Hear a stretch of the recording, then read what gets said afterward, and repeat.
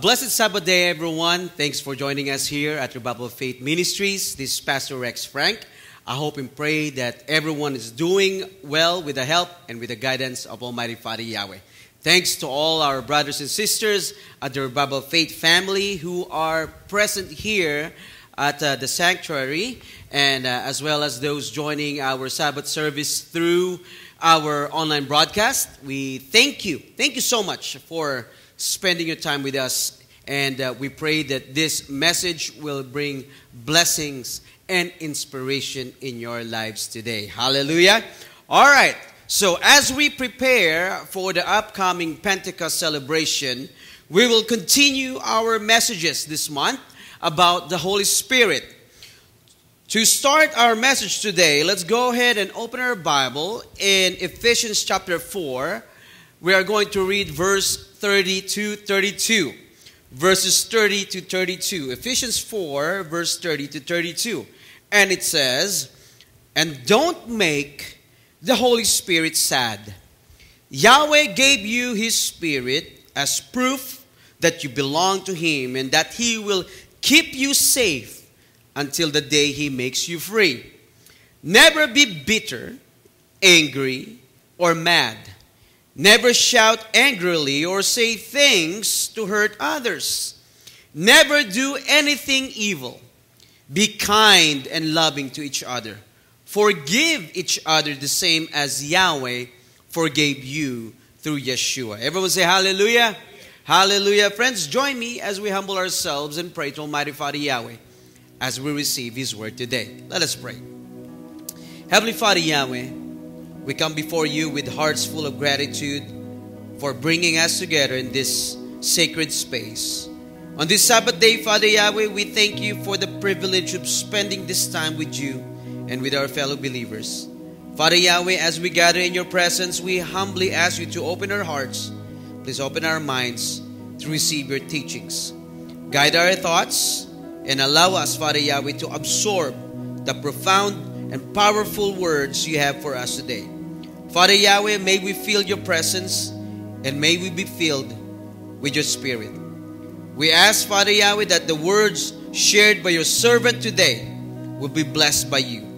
Grant us the understanding, grant us the wisdom to apply these teachings to our lives. Once again, Father Yahweh, we express our thankfulness, we express our gratitude for your boundless love and blessings. All glory, honor, and praise belong to you. In the name of your Son, our Savior, Yahshua Messiah, we offer this prayer. Everyone say hallelujah. Hallelujah. All right, friends, our message today is entitled Behaviors that Offend the Holy Spirit. Behaviors that offend the Holy Spirit. Today, we come together with Yahweh's blessings to think about something very serious but very important. Behaviors that offend the Holy Spirit, or the actions that upset the Holy Spirit. Friends, as believers, we are meant to live in a way that honors our Almighty Father Yahweh in everything we think, in everything we say, in everything we do. However, sometimes sa ating pong mga actions, we might accidentally do things that upset the Holy Spirit. And when we commit these acts, or when we commit these actions or behaviors, we hinder the fullness of Yahweh's work in our lives. That's why we need to know these behaviors and avoid these offending attitudes. Friends, today we will explore practices. We will explore biblical examples to help us align with Yahweh's will and walk in the Spirit. So to start our discussion and to better understand the behaviors that offend the Holy Spirit, we must first know kung paano po ba natin nare-receive, paano po ba natin nakukuha ang banal na Espiritu sa ating buhay. Pag-uusapan din natin mga kapatid, kapag nakuha natin ang banal na Espiritu sa ating buhay, nasaan po ang banal na Espiritu ngayon sa buhay ng mga believers? And then after that, we are going to talk about ano-ano po ba, mga kapatid, ang mga roles or yung mga tungkulin na ginagawa ng banal na Espiritu sa buhay ng mga believers. Alright, so the first thing we need to know, my friends, paano po ba natin? How do we receive the Holy Spirit? Paano po ba natin nakukuha ang banal na Espiritu sa ating pong buhay? Let's go ahead and read Acts chapter 2 verse 38. Ganito po ang pagkakasabi. Peter replied, repent and be baptized. Yan po ang sabi ni Peter, Apostle Peter. Repent and be baptized, every one of you, in the name of Yeshua Messiah for the forgiveness of your sins. And look at this, my friends. Anong sabi? You will receive the gift of the Holy Spirit. So kung nais po ng tao na magkaroon ng banal na Espiritu sa kanyang buhay, kailangan mag-repent yung tao at magpabautismo sa pangalan ng ating Amang Yahweh at ng ating Messiah Yeshua. So, after a believer receives the Holy Spirit, ang tanong, mga kapatid, saan po nag-i-stay? Saan po nagdi-dwell ang banal na Espiritu? Let's go ahead and read 1 Corinthians. 1 Corinthians chapter 6, verse 19. Ganito po natin makikita kung saan po nagdi-dwell o saan po nananahan ng banal na Espiritu kapag katapos nating makuha ito. Sabing ganyan, 1 Corinthians chapter 6, verse 19, don't you realize that your body is a temple of the Holy Spirit who lives in you? Did you see that, my friends? Anong sabing ganyan? Who lives in you and was given to you by Yahweh. You do not belong to yourself. Nasaan po, mga kapatid, ang banal na Espiritu sa buhay ng mga believers? Sabing ganyan, He lives in us. The Holy Spirit dwells in us. The Holy Spirit, my friends, look at this. The Holy Spirit is actively present in the life of a believer. And for us, mga kapatid, to maintain and to nurture the indwelling or the presence of the Holy Spirit sa ating pong mga buhay, dapat we must be engaged sa mga spiritual na gawain. Tama po ba? Remember this, my friends, the presence and work of the Holy Spirit in a believer's life cannot be maintained, cannot be nurtured through material things. Hindi po natin makukultivate, hindi natin masusustain ang ating spiritual na relasyon sa banal na Espiritu sa pamamagitan po na material na bagay. Ano po ang sabi, mga kapatid, sa Romans chapter 8 verse 5? Basahin po natin ang sabi, people who live following their sinful selves think only about what they want.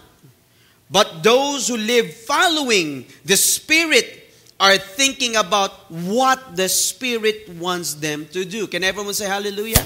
Hallelujah. Look at this, my friends. This verse, dito po sa Romans chapter 8, this verse emphasizes that Yahweh's children, and as believers, my friends, we must focus on what the Spirit's desire. At hindi po yung pansariling kagustuhan natin. Kung nais po nating manatili ang banal na Espiritu sa ating pong buhay, kailangan we must focus on what the Spirit's desire at hindi po yung desire ng ating pansarili lamang.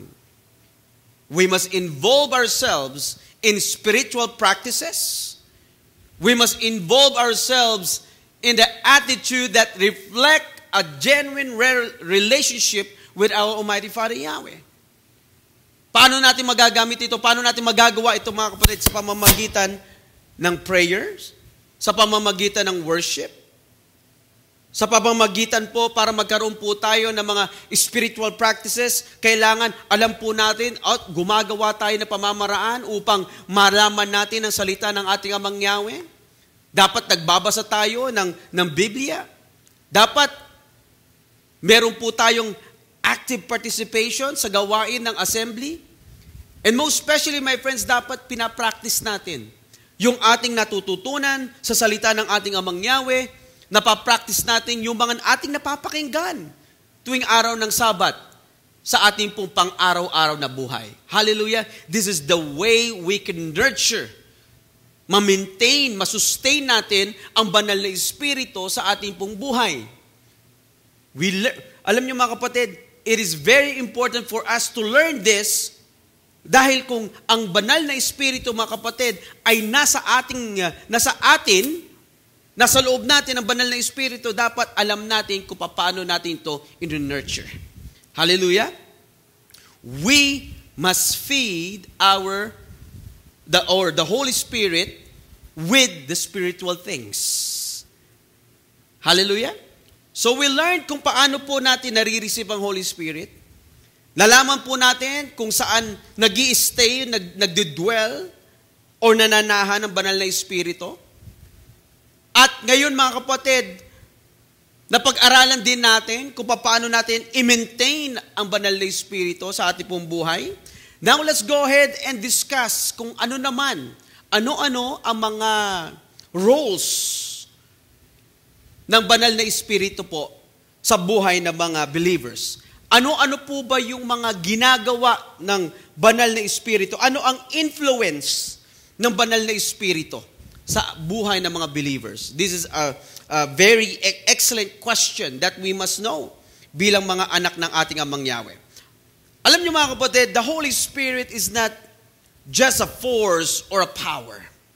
The Holy Spirit was gifted to us as our comforter, as our guide, and as a helper. Ganito po ang sabi mga kapatid. So John chapter 14, verse 26, basahin po natin yan. Ang sabi, but the Comforter, which is the Holy Spirit, whom the Father will send in my name, he shall teach you all things, and bring all things to your remembrance, whatsoever I have said unto you. Can everyone say hallelujah? When the Bible, friends, refers to the Holy Spirit as our comforter, ang ibig sabihin nito mga kapatid, it brings us peace. The Holy Spirit brings us encouragement. The Holy Spirit brings us reassurance in times of difficulty, in times of distress. Kapag meron po tayong close relationship sa banal na Espiritu, mga kapatid, we have an immediate access na support na ipinagkakaloob po ng ating Amang Yahweh sa pamamagitan po ng banal na Espiritu. The gift of comfort comes from the presence of the Holy Spirit dwelling within us, reminding us, my friends, of Yahweh's love, reminding us about Abba Yahweh's promises, at yung faithfulness ng ating Amang Yahweh. Ang banal na Espiritu, mga kapatid, it reminds us that we are not alone. Tama po ba?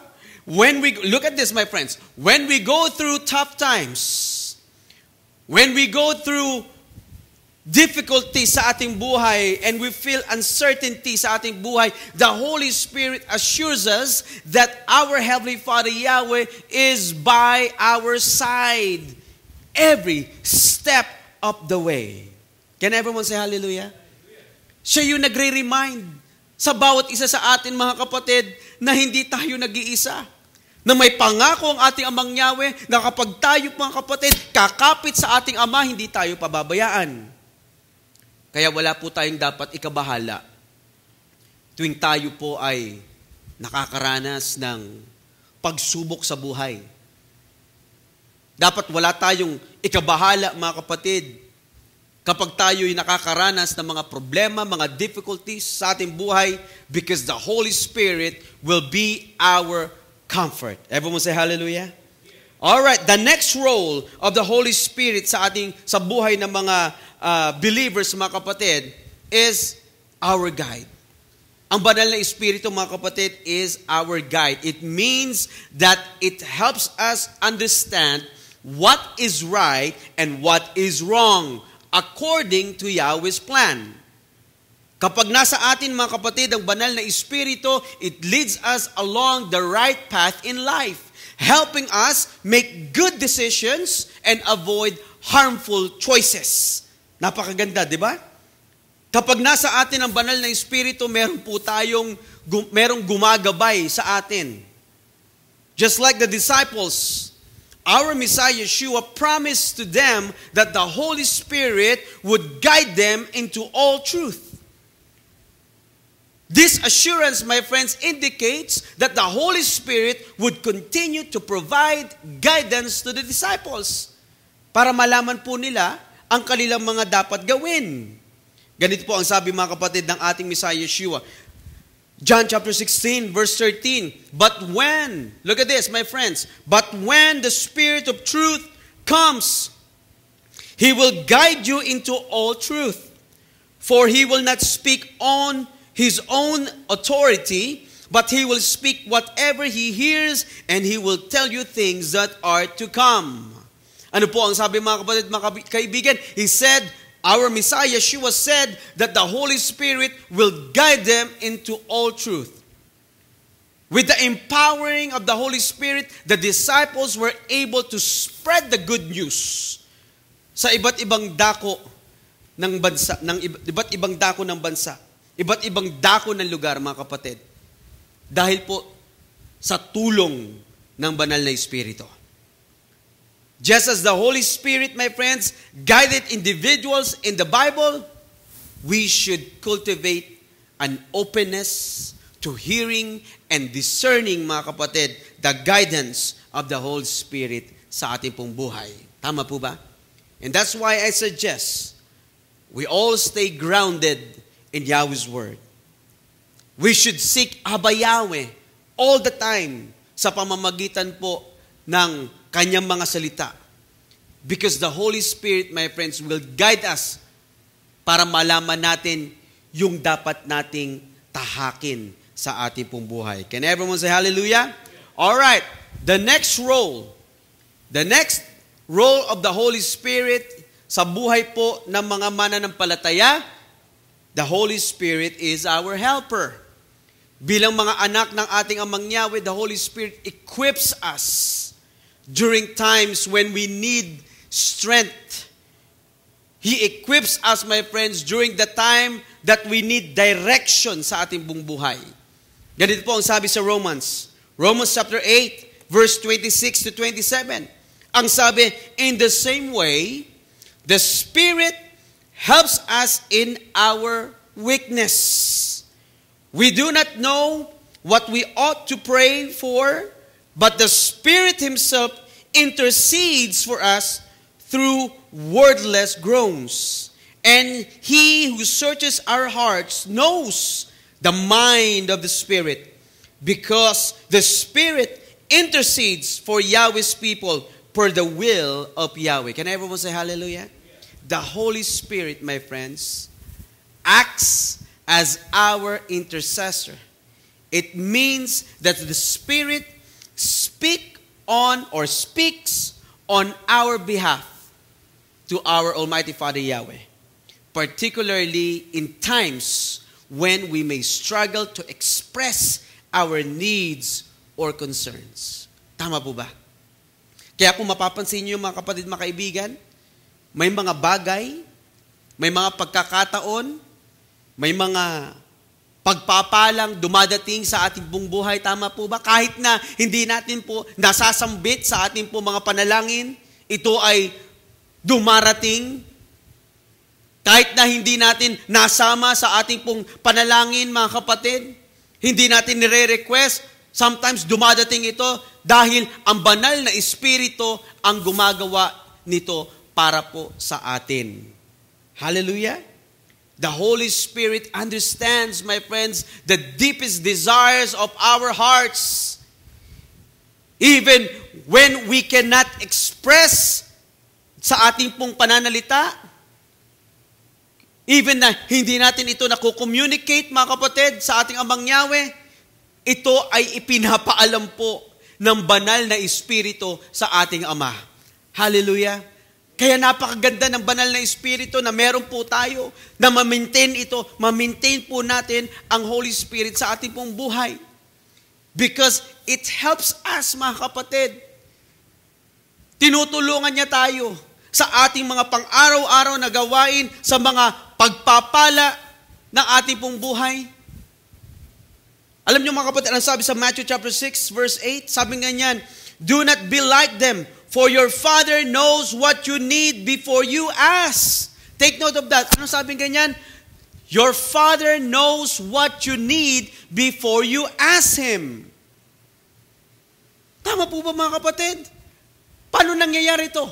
Paano nalalaman ng ating Amang Yahweh? Paano nagiging aware ang ating Amang Yahweh sa mga pangangailangan natin? Because of the work of the Holy Spirit. The Holy Spirit does things for us. Kahit na hindi po natin nasasabi, kahit na hindi natin nako-communicate, nalalaman niya mga kapatid at ipinapaalam niya sa ating Amang Yahweh yung ating mga pangangailangan. The Holy Spirit, remember this my friends, the Holy Spirit is actively involved in our lives, including bringing attention to things and blessings that come our way, even when we don't explicitly pray for them. Nalalaman po ng banal na Espiritu. At siya po ang nagsasabi ng ating mga pangangailangan sa ating pong Amang Yahweh. Mga kapatid, mga kaibigan, hindi po passive observer ang banal na Espiritu. Aktibo ang banal na Espiritu. Gumagalaw sa ating buhay. Gumagalaw sa buhay ng mga anak ng ating Amang Yahweh. He is an active agent. He is an active entity working within us in our world right now. Tama po ba? The Holy Spirit, my friends, is intimately connected sa ating pong Amang Yahweh. He knows our desires. He knows kung ano mga pangangailangan natin. He understands our hearts. He knows our needs even before we are aware of them ourselves. Di ba? Kahit nga hindi pa natin alam yun Alam na ng banal na Espiritu na kailangan natin yun. Kaya napakahalaga mga kapatid yung role or parte ng banal na Espiritu sa ating pong buhay. Hindi po tayo mabubuhay ayon sa mga salita at kagustuhan ng ating Amang Yahweh kung wala po ang banal na Espiritu. Because ang banal na Espiritu mga kapatid, yun ang nag-guide sa atin upang malaman natin ang kagustuhan ng ating Amang Yahweh. Can everyone say hallelujah? So gaano kahalaga mga kapatid? Let me ask everyone right now. Gaano kahalaga? Alright? We've been talking about the Holy Spirit for several minutes now. Ang tanong ko mga kapatid, gaano kahalaga ang banal na Espiritu sa atin? Gaano po? We've been talking about na mahalaga ang banal na Espiritu. Gaano ba katalaga ka-importante ang banal na Espiritu? Tignan natin mga kapatid. Let's go ahead and read kung ano yung sinabi ng ating Messiah Yeshua. Tignan natin kung ano ang hiniling ni Yeshua Messiah sa kanyang Ama bago siya umakyat sa langit. Let's go ahead and read that. John chapter 14, verse 16. Ganito po ang pagkakasabi. Then I will ask the Father to send you the Holy Spirit, who will help you and always be with you. Ulitin ko mga kapatid ha. Then I will ask the Father to send you the Holy Spirit, who will help you and always be with you. Can everyone say hallelujah? So, look at this. Take note of this. It was Yeshua, ang ating Messiah Yeshua, okay? It was Yeshua who personally made this request to His Father to provide the Holy Spirit on our behalf. Nakita niyo mga kapatid? Nakita niyo pagpapalang ito? Nakita niyo kung gaano ka-importante ang banal na Espiritu sa buhay ng mga believers, sa mga buhay ng mga mananampalataya? Napaka-importante nito mga kapatid because mismo ang ating Messiah Yeshua personally made this request sa kanyang Ama na mag-provide ng Holy Spirit on our behalf. That's why we must do all our best, my friends, na hindi po natin ma-offend, na hindi natin masaktan, na hindi natin madisrespeto ang banal na Espiritu na kaloob ng ating Amang Yahweh. Ganyan po kahalaga mga kapatid, ang banal na Espiritu sa buhay ng mga mananampalataya. Kaya gawin natin ang lahat mga kapatid para hindi natin ito ma-disrespect, ma-offend. Alright?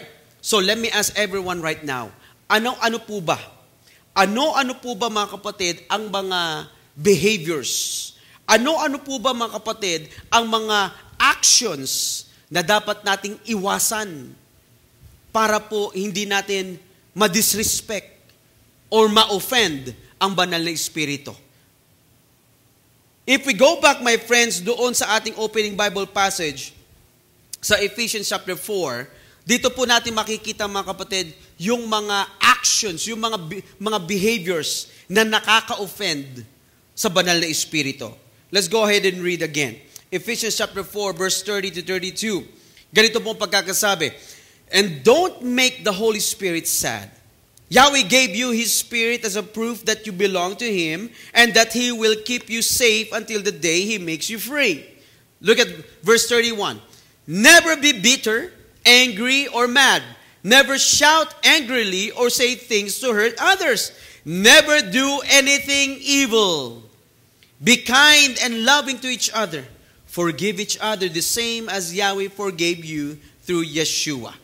So nakita natin mga kapatid, so based on Ephesians chapter 4, verse 30 to 32, there are four behaviors that offend the Holy Spirit. And these are the actions, these are the behaviors, mga kapatid, na dapat nating alisin, na dapat nating iwasan sa ating pong buhay upang hindi po natin ma-offend, hindi po natin masaktan, hindi po natin ma-disrespect ang banal na Espiritu sa ating buhay. The first behavior, my friends, that offends the Holy Spirit is bitterness. Sama ng loob. Bakit nakaka-offend, mga kapatid? Bakit nakaka-offend ang pagkakaroon ng bitterness sa ating buhay? Bakit na-offend ang banal na Espiritu kapag tayo po ay may sama ng loob? Look at this, my friends. A bitter attitude goes against the Spirit's work of love, forgiveness, and reconciliation. Bitterness creates division. Ayaw po ng banal na Espiritu niyan. Bitterness creates resentment sa buhay ng mga tao at ayaw yan ng banal na Espiritu. Listen to this, my friends. When someone harbors bitterness sa kanila pong puso, they are essentially refusing to forgive and holding on to resentment. Which, ano nangyayari? It disrupts the unity and peace among believers. Kaya po, ayaw na o-offend ang banal na Espiritu kapag ang isang tao ay may bitterness sa kanyang puso. Kapag merong sama ng loob. At dahil sa ganitong pag-uugali, mga kapatid, nasasaktan natin, nadidisrespect natin ang banal na Espiritu. Dahil ano pa ang nais ng banal na Espiritu, mga kapatid? Magkaroon ng kindness, magkaroon ng compassion, magkaroon ng forgiveness sa puso ng mga believers. Anong sabi sa Hebrews chapter 12, mga kapatid? Hebrews chapter 12, verse 15, ang sabi, make sure that everyone has kindness from Yahweh so that bitterness doesn't take root and grow up to cause trouble that corrupts many of you. Ano po ang sabi, mga kapatid? Tiyakin na may kabaitan ang bawat isa mula kay Amang Yahweh upang hindi umusbong ang sama ng loob at magdulot ng problema na nagdudulot ng pinsala sa marami. Yan po ang ibig sabihin nun.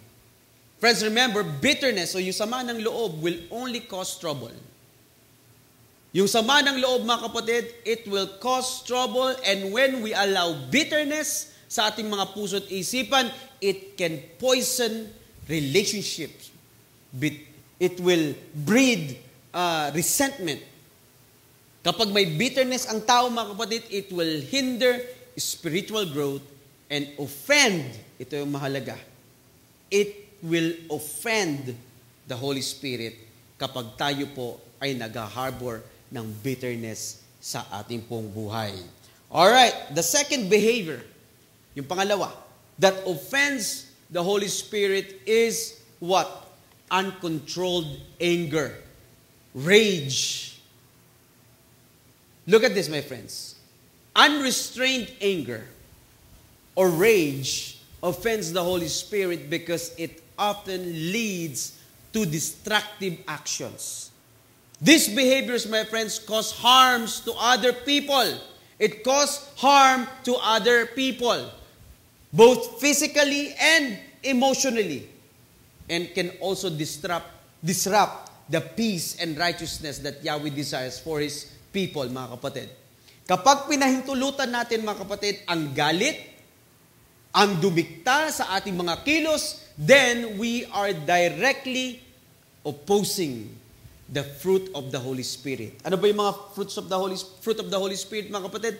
Love, joy, peace, patience, kindness, goodness, faithfulness, gentleness, and self-control.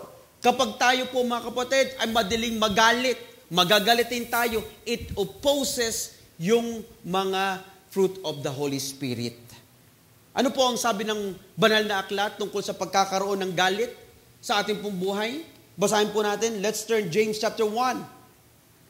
James chapter 1 verse 20. Dalawang pong version ang babasahin natin. Alright? James chapter 1 verse 20. Sabi nga yan, human anger doesn't produce the holy life Yahweh wants. Nakita niyo, mga kapatid?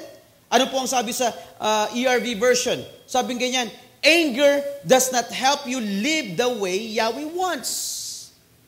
Yung galit, mga kapatid, hindi po makakatulong sa atin na mamuhay ayon sa kagustuhan ng ating Amang Yahweh. Dahil ang taong magagalitin, mga kapatid, susceptible o prone ito sa mga kasalanan o makagawa ng kasalanan. Kaya that's why, mga kapatid, it's very important for us na i-control natin yung ating sarili. Magkaroon tayo ng self-control. Tama po ba? Na hindi po tayo maging magagalitin. Ano po ang sabi sa Proverbs 29? Verse 22, ang sabi, an angry person causes arguments. When he is angry, look at this, my friends. Ang sabi nga yan, when he is angry, he causes many sins to happen. Nakita niyo, mga kapatid? This passage, my friends, warns us against the destructive effects of uncontrolled anger, both in terms of causing arguments and conflicts and leading saan daw? Sinful actions. Alam niyo, mga kapatid, napaka-importante na talagang meron tayong self-control, which is kasama doon sa mga fruits of the Holy Spirit. Di ba? Na meron tayong self-control, na hindi tayo maging magagalitin. Dahil kapag tayo, mga kapatid, ay magagalitin, susceptible daw tayo saan? Prone tayo saan? Sa paggawa ng kasalanan. One striking example of uncontrolled anger, my friends, leading to sin can be found in the book of Numbers. Numbers chapter 20, where Moses became angry with the Israelites. Makikita natin dito na si Moses po ay nagalit. When the Israelites complained about the lack of water in the wilderness, Moses became angry and struck the rock twice instead of speaking to it as Yahweh had commanded him to do. Sabi ng Amang Yahweh, kausapin mo lang. Pero ang ginawa ni Moses, dahil nga sa galit niya, it was an uncontrolled anger. Ano po ang ginawa ni Moses? Pinalo niya yung bato ng 2 beses. his anger, my friends, led to disobedience. And as a result, Yahweh forbade him from entering the promised land. Ganito po ang sabi mga kapatid. Basahin natin. Numbers 20 verse 12. Sabi ganyan, but Yahweh said to Moses and Aaron, because you did not trust me enough to demonstrate my holiness to the people of Israel, you will not lead them into the land I'm giving them. Friends, this incident demonstrates how uncontrolled anger can lead to sinful actions and consequences. Nakita po natin yung resulta na nangyari kay Moses at saka kay Aaron. And this example, my friends, encourages us today to learn to manage our anger and exercise self-control to avoid offending the Holy Spirit who is dwelling in us. Hallelujah! Dapat meron tayong self-control.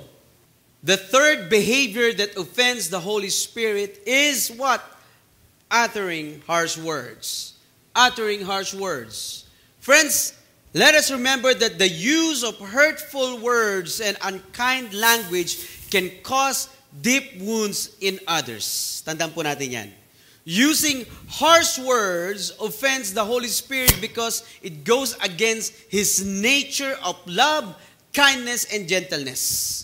When we say hurtful things to put others down, alright? When we say things, kapag nagsasalita tayo mga kapatid ng mga salita na nagpuput down sa ibang mga tao na o-offend po ang banal na Espiritu. Kapag nagsasalita tayo ng mga masasakit na mga bagay sa ibang mga tao, mga kapatid, na di-disrespect natin ang banal na Espiritu.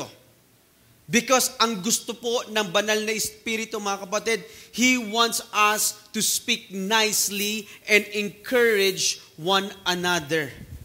Hindi po dapat tayo nagsasabi ng masasama o masasakit na mga salita towards sa iba pong mga tao. Ano pong sabi sa Ephesians chapter 4? Basahin po natin yan.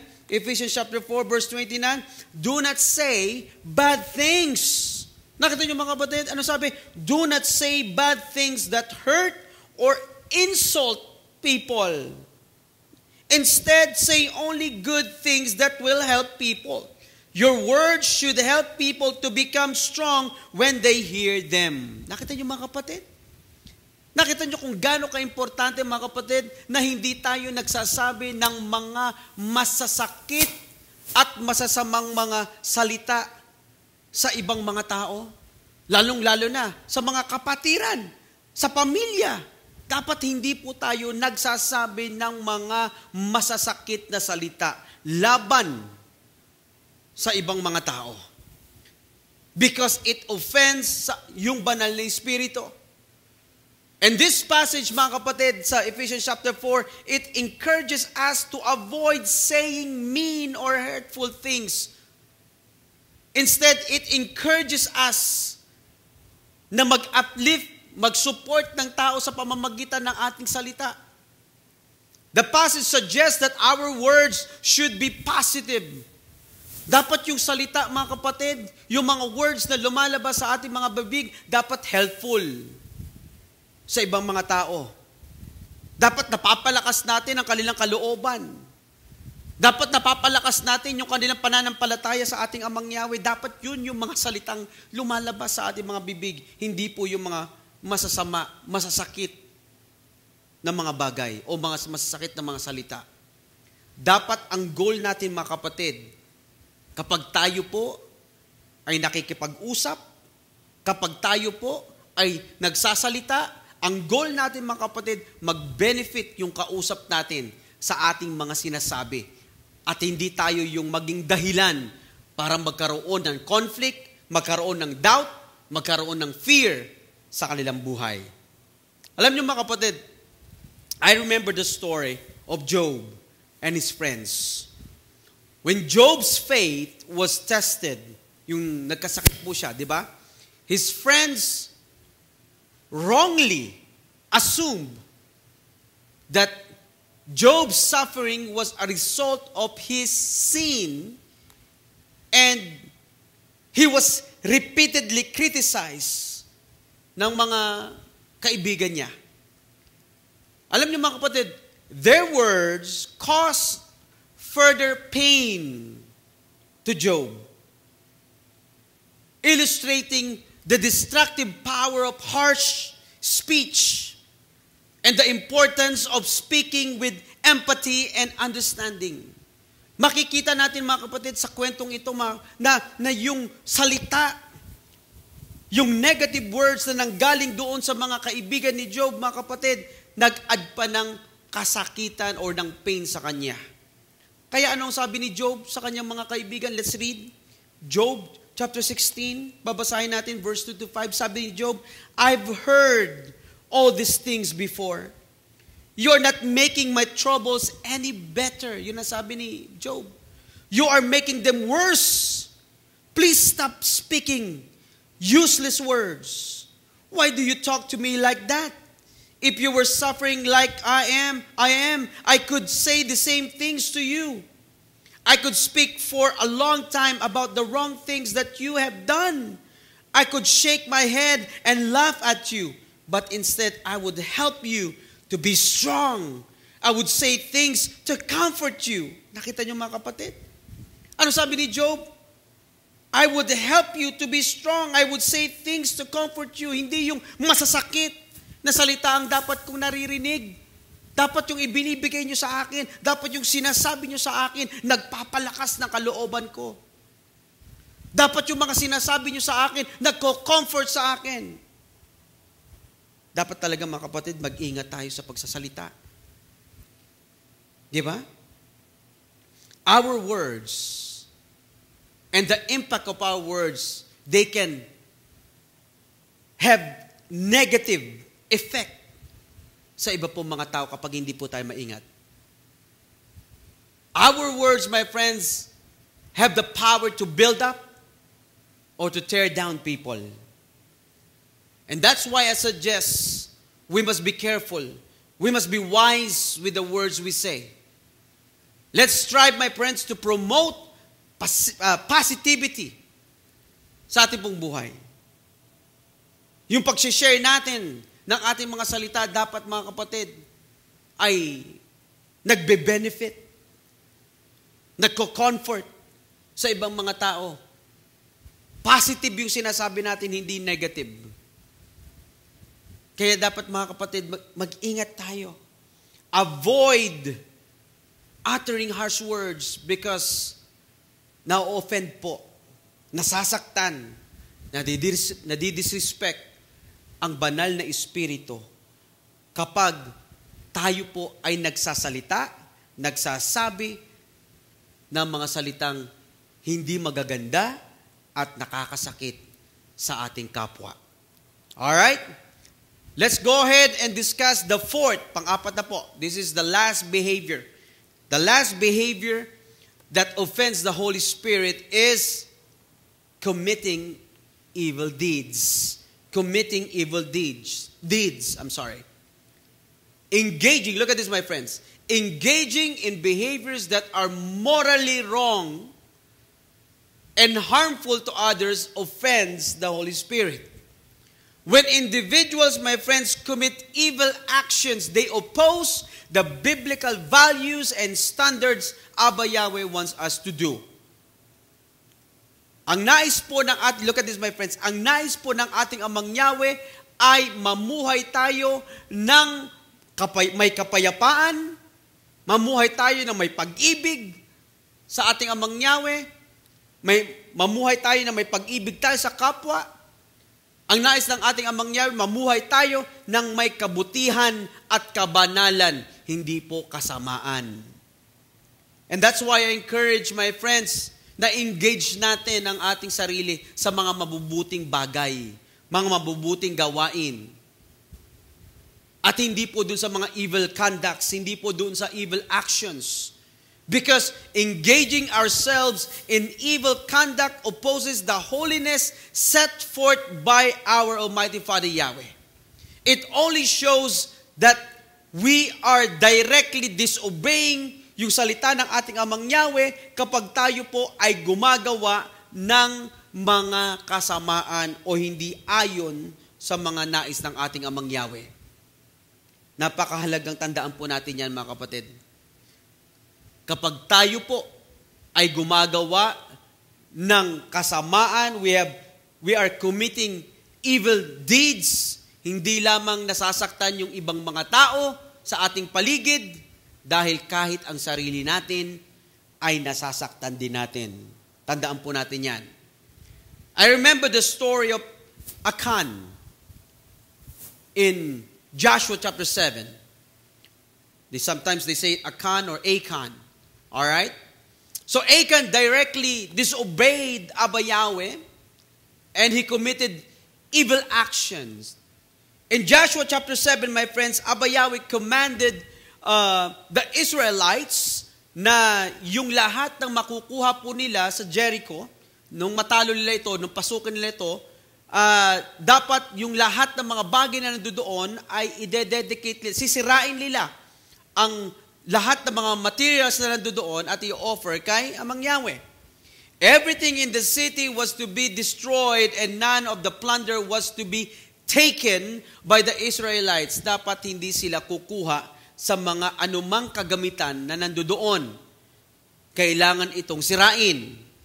However, itong si Achan, my friends, instead na sumunod sa ating Amang Yahweh, anong ginawa niya? He disobeyed the command. Anong ginawa niya? He took some of the forbidden things. His evil action resulted to cause him to sin against our Almighty Father Yahweh. Kaya ano nangyari, mga kapatid? The Israelites suffered defeat in the battle of doon po sa Ai. Natalo po sila. Abba Yahweh withdrew His favor. Abba Yahweh withdrew His protection sa mga Israelites because of the evil action na ginawa po ni Achan. And also, his evil action brought destruction sa kanya, sa kanyang sarili, at sa kanyang buong pamilya. Nakita niyo, mga kapatid? Yung evil actions na ginawa ni Achan, mga kapatid, naapektuhan ang buong Israelites, naapektuhan si Achan, naapektuhan din ang kanyang buong pamilya. Nakita niyo, mga kapatid? Look at this. Joshua chapter 7, verse 25. Ganito po pagkakasabi. Joshua said, "Why did you cause so much trouble to come to us? Yahweh will certainly give you trouble today." Then all the Israelites threw stones at him until he died. They also killed his family and they burned all the bodies. The Holy Spirit was grieved by Achan's sin, leading to consequences that affected his whole family and also the entire nation. Tandaan po natin, mga kapatid, na ang paggawa ng kasamaan, ito po, ulitin ko, ang paggawa ng kasamaan ay naghahatid ng kasalanan. Naghahatid po ng kaguluhan sa buhay ng mga tao. And it really offends the Holy Spirit. That's why the Scripture instructed us na tayo po ay lumayo sa paggawa ng mga kasalanan sa ating pong mga buhay.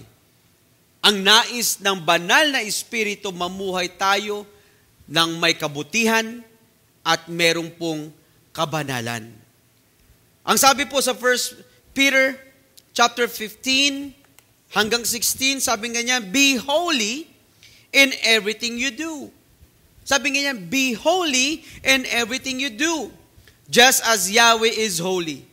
He is the one who chose you."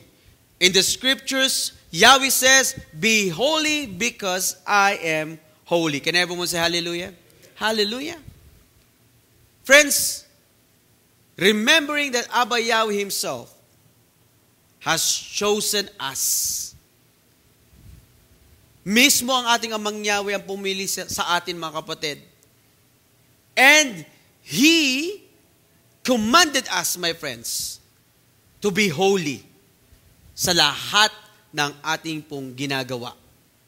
Dapat mga kapatid, ginaguard natin ang ating puso't isipan.